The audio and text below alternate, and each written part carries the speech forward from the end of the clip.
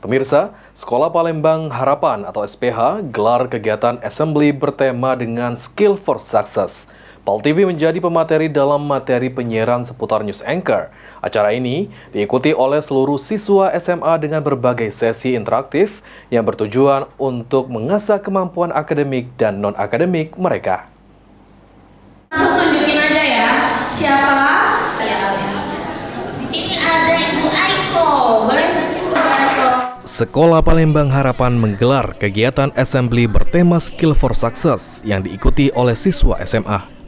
Ada 8 workshop yang digelar di hari kedua.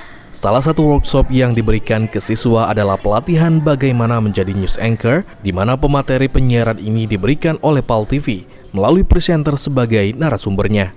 Selain itu juga ada materi lain yang diberikan kepada siswa sesuai minat dan bakatnya, seperti cake decoration, fashion design, automotive, healthy food, content creating, coding, news anchor, dan skincare.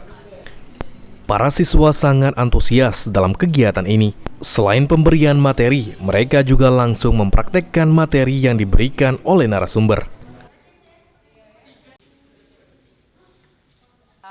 Kegiatan 2 hari ini berjalan dengan sangat baik ya, sangat lancar, di mana harapan kita memang anak-anak boleh mendapatkan satu pengalaman di dalam beberapa keterampilan yang mungkin berbagai minat ya. Jadi kita tahu kalau generasi sekarang ini mereka itu perlu dihadirkan, dikondisikan untuk melihat sebenarnya minatnya apa gitu. Jadi dengan berbagai kategori yang kita hadirkan, kita lihat antusias dan respon anak-anak juga menunjukkan mereka boleh merasakan misalnya cake decoration, bahkan merasakan pengalaman menjadi pembawa berita secara langsung, dan merasakan juga bagaimana menghadirkan healthy food dan skincare, bahkan coding, ada beberapa hal. Jadi berjalan dengan lancar.